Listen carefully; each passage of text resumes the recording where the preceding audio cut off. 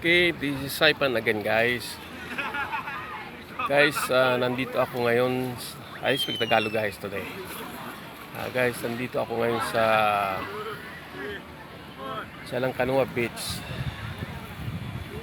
Nag-relax, tsaka kumuha ngayon ng video dito sa beachside. Dahil ang temperature namin ngayon dito ay 88 degrees. Napakainit ng panahon, guys. Kaya tingnan mo naman sa tabing dagat, marami nagliligo ngayon. Ayan nyo.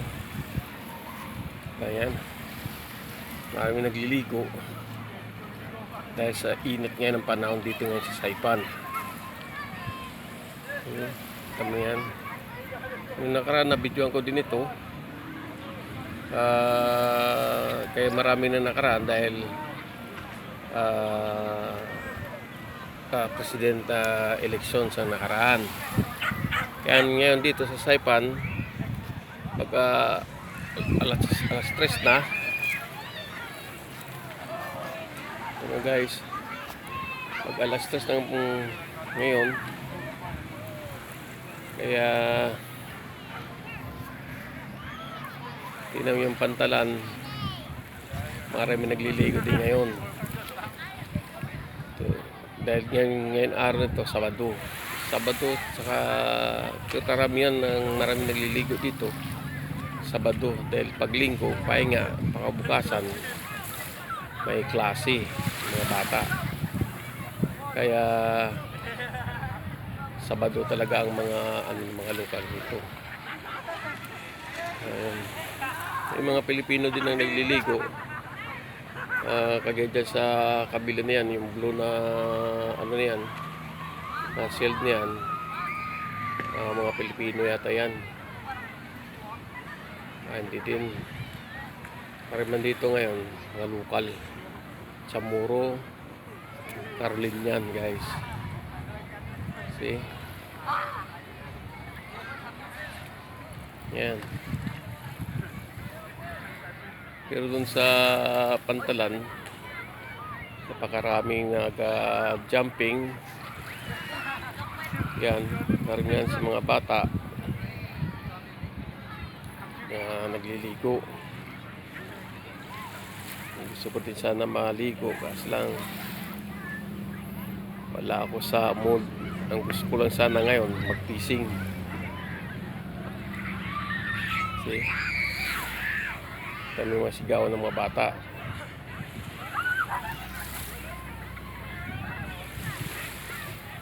Yan. Kaya nung umaga nag-fishing ako dyan. Maganda naman ang kuha ko. Naka 4 pounds, almost 5 pounds yun. Ang naano ko, ang ginta ko noon, $20.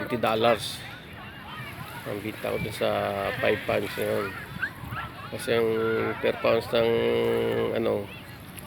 $3.50 ang per pounds kung binibenta ko. Pero pag bumili ka sa tindahan dito sa nagtitinda mga Pilipino, sa $4, $3.75. Kaya mas malang isda rito sa manok o sa karne sa baboy. Kasi ang baboy dito ko manok at saka ordinaryo na lang na ulam dito sa amin, dito sa Saipan. Pero ang mga tao rito mas gusto yung isda.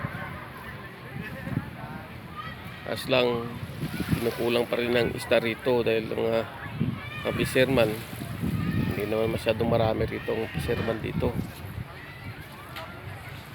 Yan. Yan, ito lang buhay dito sa Saipan, guys. Barbecue sa tabing dagat tuwing Saturday. Pero mas marami itong tao ngayon na nililigo ngayon, tsaka ng party. Siguro malapit na yung Christmas, kaya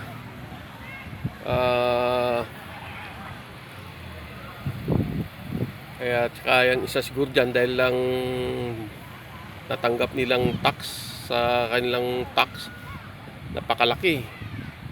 Isipin mo guys, yung tax na tinatanggap ng iba rito, $1,600.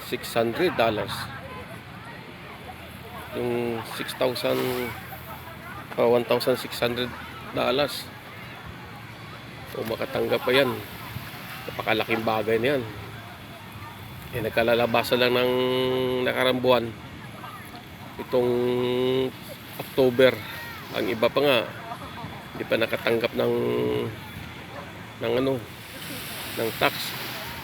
Kaya sa misis ko, saka sa anak ko, wala pang tax na lumabas.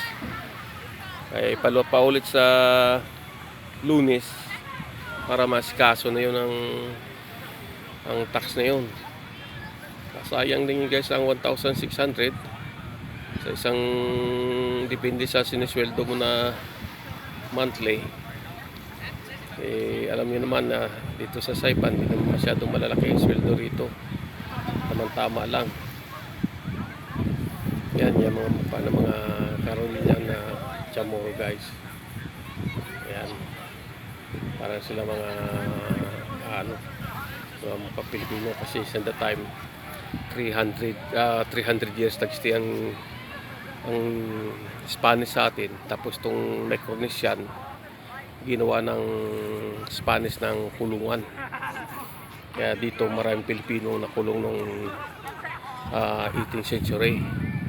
Kaya ang mga apelyido dito, De La Cruz, Santos, Sablan, Camacho, Tenorio, De La Rosa, ang mga apelyido ng mga tao dito guys.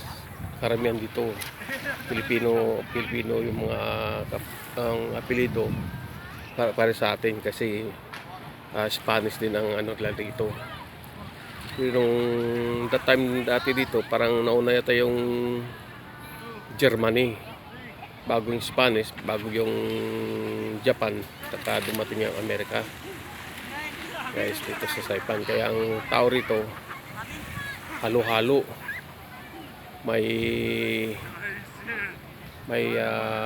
Samoa, mga malaking tao dito guys, mga tao rito.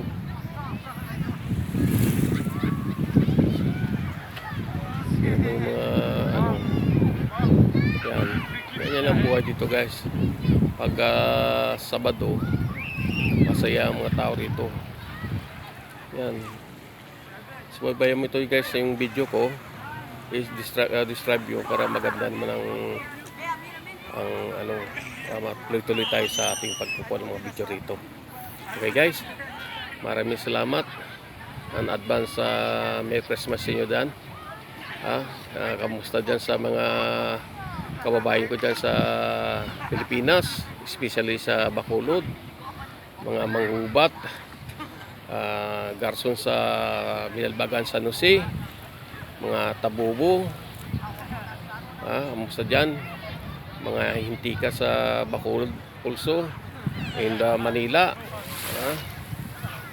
ang mga sa Bicol dyan, ang mga pamilya ng pinsan ko nga hintika din, lalo yung ang pamangkin ko si John Paul Hintika, kamukha ng tataya. Kamusta sa pamilya mo, and advance Merry Christmas, and bye bye sa inyo lahat yan. Okay, see you next time, may another video. Okay guys, at maraming salamat.